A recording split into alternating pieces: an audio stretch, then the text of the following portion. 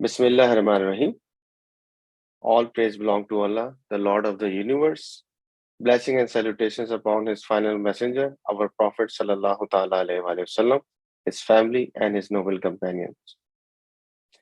Welcome everyone. My name is Fahad Siddiqui. I am the founder and the CEO of Mabrook, the first ever Islamic tokenization platform. I would like to welcome our guest, our Sheikh Mufti Ismail Desai.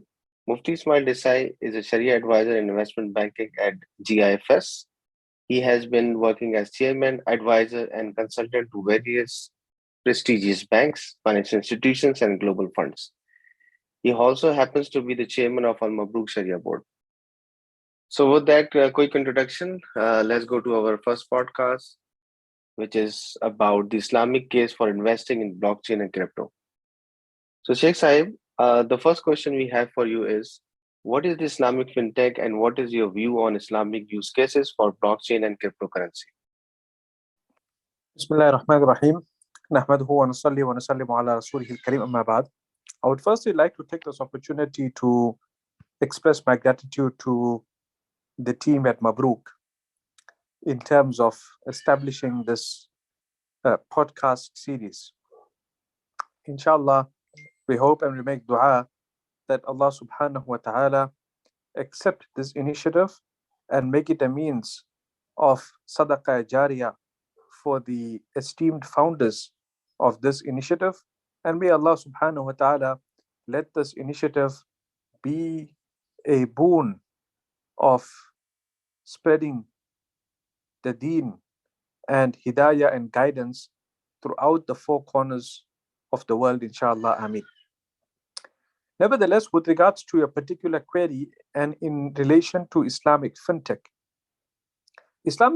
refers basically to the intersection of financial technologies and Islamic finance. In other words, that it refers to the various technology solutions that could be applied to Islamic finance per se. And this could refer to any number of sectors, including social fintech. It could refer to takaful tech, or insurtech. It could refer to robo-advisory. It could refer to peer-to-peer lending. It could refer to crowdfunding. It could also refer to the blockchain, cryptocurrency, and everything financial technology related. So the benefits of Islamic fintech are immense, and there are too many to enumerate on this short discourse, but I would just like to mention 5 important benefits of Islamic fintech and why we need Islamic fintech. So firstly, it appears in the hadith of Rasulullah sallallahu alaihi wasallam that man amila shay'an falyutqinhu, that person who does something, then he should do it perfectly. In other words, that if there is a particular action to be committed, then it should be done in the most perfect manner. And we see that with fintech and financial technology, at the intersection of finance, that it has created more efficiency, it has created more value, it has created more speed, driving further value creation in terms of providing value to the market. So definitely the intersection of fintech has immense value in terms of, firstly, in terms of creating more efficiency in the market. Secondly, in terms of speed to market. Thirdly, in terms of the general value creation. Fourth, in terms of ensuring that we are banking the unbanked. In other words, providing services to those who were previously not part of the financial system. And lastly, is generally in terms of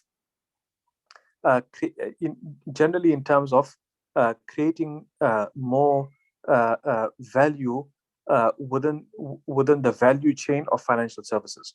So think of, for example, you have an individual in a village in Kenya, and for example, they now want access to an Islamic finance or Islamic agricultural loan as opposed to an interest-bearing loan. Now, previously, they would simply have access only to interest-bearing loans from loan sharks that will charge exorbitant interest rates. But now, let's say they have access to a regulated fintech that provides them with an Islamic agricultural loan at a much cheaper interest rate where it is done on a Sharia basis. So these are now case studies that and examples that definitely provide for the further efficiency and value creation for the financial markets. Thank you very much. The next question is, what is the technical Sharia view on money and cryptocurrency? This is a very important question, especially in light of cryptocurrency, when the word currency is used in crypto. And if we take a look back at money, money was first formed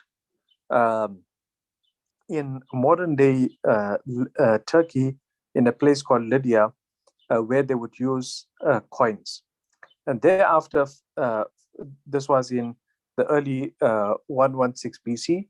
And thereafter, the Chinese were perhaps the first to invent notes in terms of money to exchange goods and services. Thereafter, you had you had fiat money, e-money, fiduciary money, and perhaps one of the significant breakthroughs was an electronic transfer that could be done via Western Union. And then in more recent times, you have an evolution of Western Union and e-money, fiduciary money, or fiat money in what is today known as cryptocurrency, where one could exchange a form of a digital asset or a digital token in order to procure goods and services globally. And one example of that is, for example, Bitcoin. That there are many institutions where you can pay in Bitcoin, you can purchase a property, you can purchase a car, you can purchase assets, etc.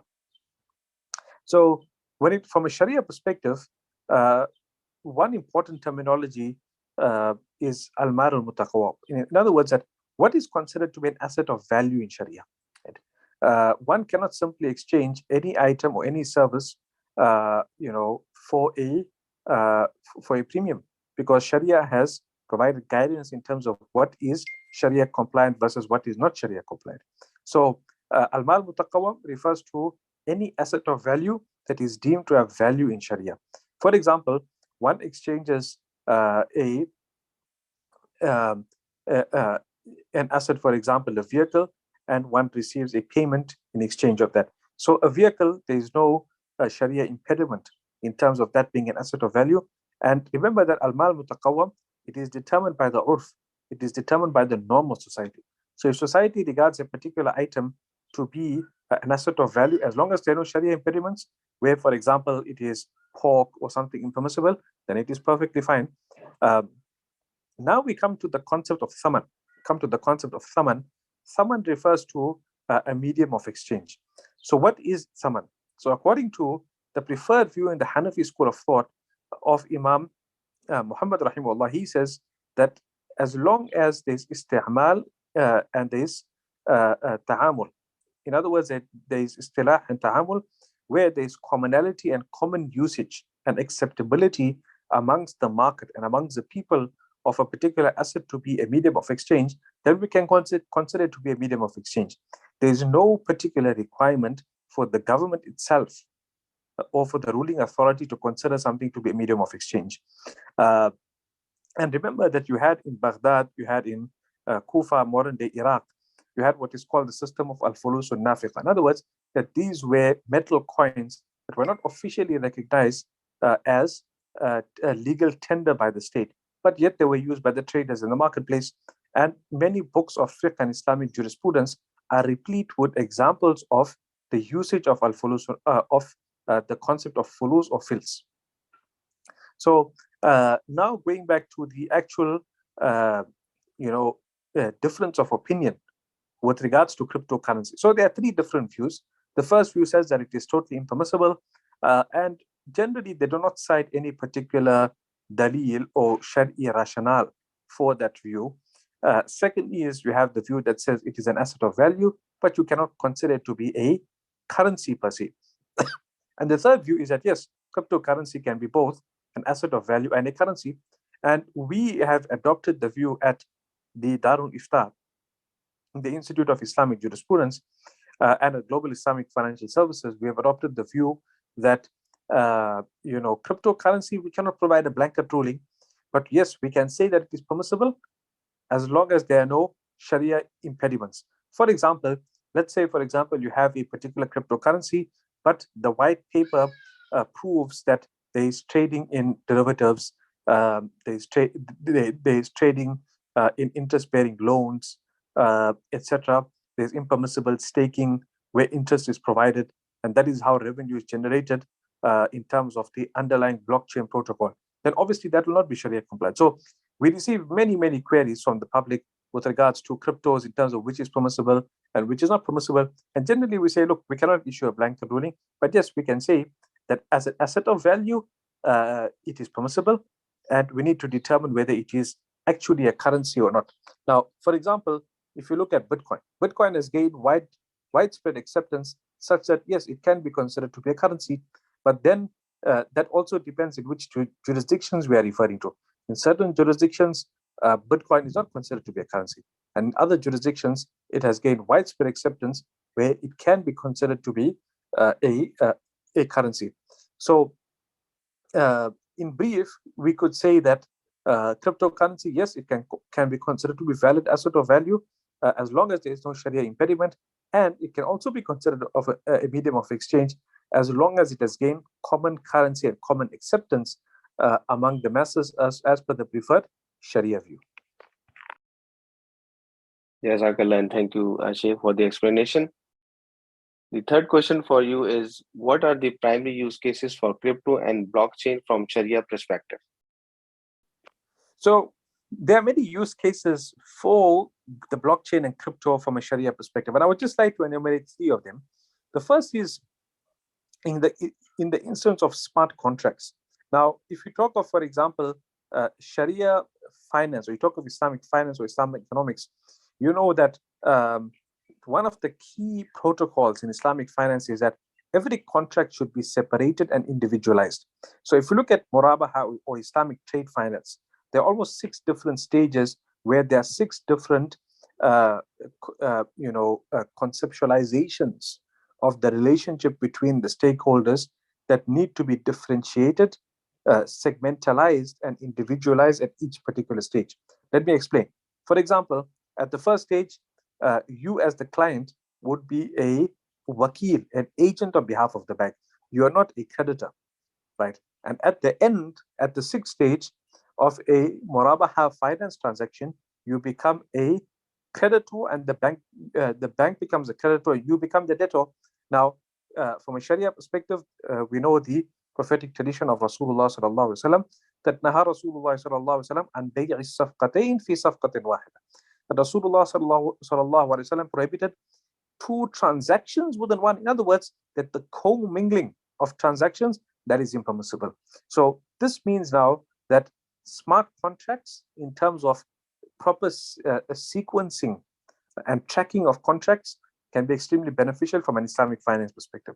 Secondly, in terms of a use case for Islamic finance, is in terms of the concept of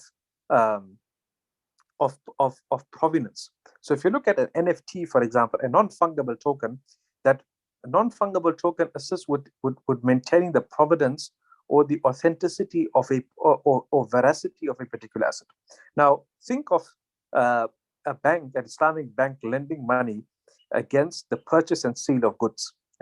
Right now, it's extremely difficult through a very manual process in terms of verifying that, yes, I have lent a particular client X amount, and I can prove that we actually purchased, let's say, 100 tons of a particular commodity and we sold it.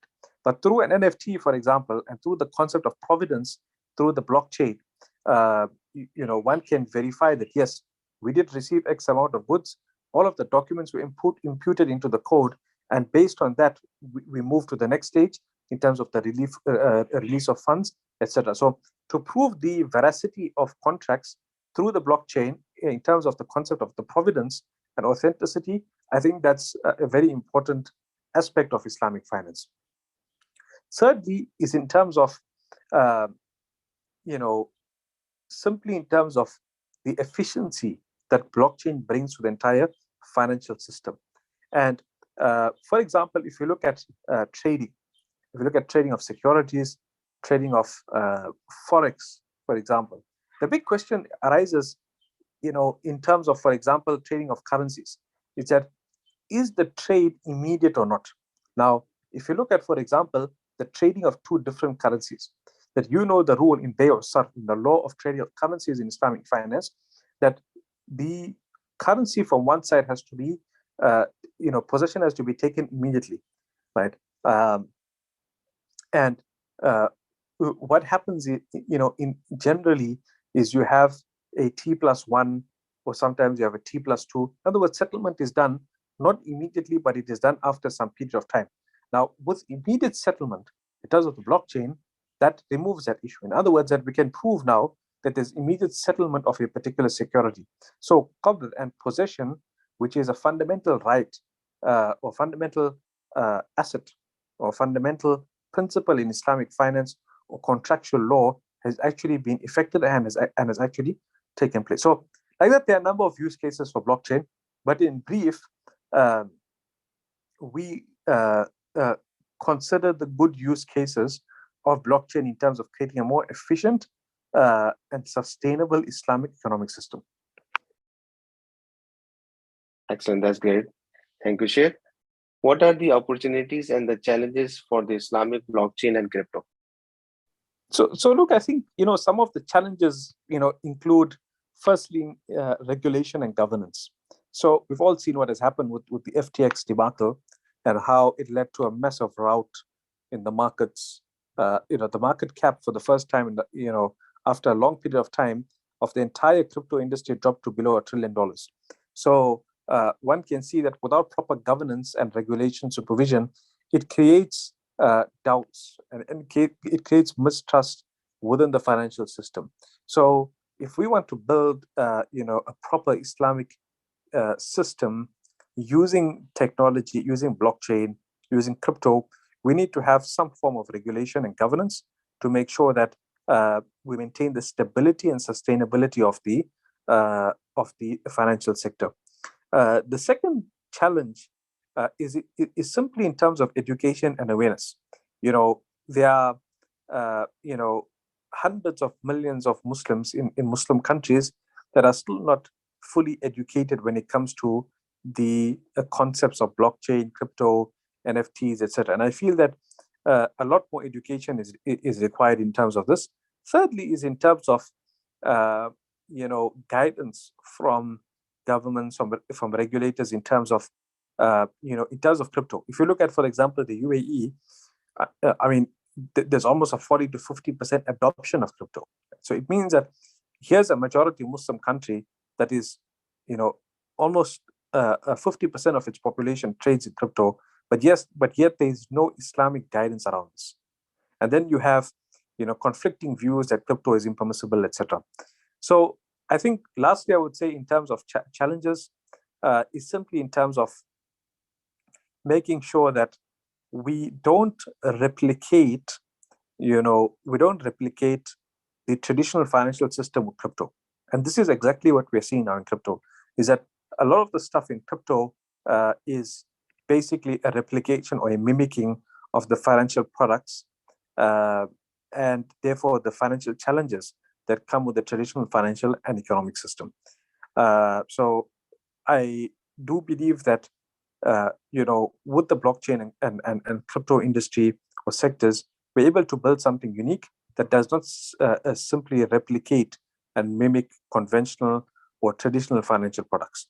Now, in terms of opportunities, the greatest opportunity here is in terms of, firstly, in terms of creating a more authentic system that speaks to the concepts of musharaka, mudaraba, profit and loss sharing in its truest sense, in the sense that they are not, the system is not governed by strict Basel III requirements, Pillar 3 disclosure requirements in terms of the banking and financial system. So we can therefore look at a totally, profit sharing model in terms of a peer-to-peer model that benefits society at large. So that means that we have a true chance of creating a truly Islamic financial and economic system that is not governed by the global financial system in terms of traditional finance. Secondly, in terms of opportunities, is that we have the opportunity now to basically, create an ecosystem between finance or Islamic finance and the other sectors of the halal ecosystem. So what I'm talking about is that imagine you have a metaverse store, right? And this metaverse store sells Islamic cosmetics, right? And then in the same metaverse, in the same Islamic metaverse, this store that sells cosmetics or halal cosmetics, they can procure Sharia compliant trade finance or trade crypto loan to purchase, halal cosmetics. So think of like a metaverse or a virtual world where uh, everything is halal, or everything is Sharia compliant. So if you want to, for example, purchase goods, groceries, it's halal. You want to purchase cosmetics, it's halal. You want to purchase clothes, you purchase modest clothing that is in line with Sharia law. Um, so that perhaps is one of the greatest opportunities here. Thirdly, I would say is from an opportunity perspective is that we truly have the chance as a global Muslim society to really make a difference in terms of uplifting and empowering those unempowered and those poor and dejected people who have been left out of the financial and economic system. So if we can think about how we can create financial inclusion through a more efficient financial system like the blockchain, then that would be a great win for not only for Islamic finance but also for the entire world in terms of empowerment. So, lastly, I would say from an opportunity perspective is that uh, uh, we are seeing many projects in terms of you know uh, you know uh, uh, uh, crypto projects, ICO, IDOs, tokenization projects, etc. It remains to be seen in terms of how these projects are governed and supervised. And this is why there's a great opportunity for professionals to train themselves, upskill themselves in terms of the concepts of NFTs, of tokenization, tokenomics, uh, blockchain, cybersecurity, so that they are prepared for what is coming for them. So I don't believe that the concept of blockchain is about to die. In fact, it is only growing, and there are many thousands of people that have invested into the space. So it's time that we look at the system in an objective manner and see where we can take the good of it and leave the bad of it. So lastly, I would like to commend the Mabrook team for uh, inviting me to this podcast as a special guest. I believe that these type of efforts hold great potential in terms of expanding the knowledge base on Islamic finance, Islamic economics. And I make dua that Allah subhanahu wa ta'ala accept these efforts and allow you as the listener to benefit further from these podcasts and series of podcasts, inshallah. So I would also like to take this opportunity to request you to download a free copy of my book called Your Brief Guide to Islamic Finance, which you can download from our website, www.shariabusiness.com. And I believe you can also download it from the Mabrook website, inshallah. So with that, I would like to say, fi amanillah, assalamu alaikum wa rahmatullahi wa barakatuh. Thank you very much, Sheikh.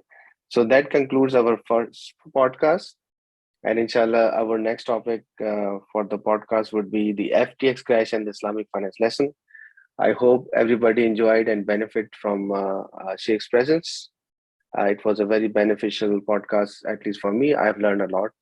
Thank you very much. And Assalamu alaikum wa rahmatullah.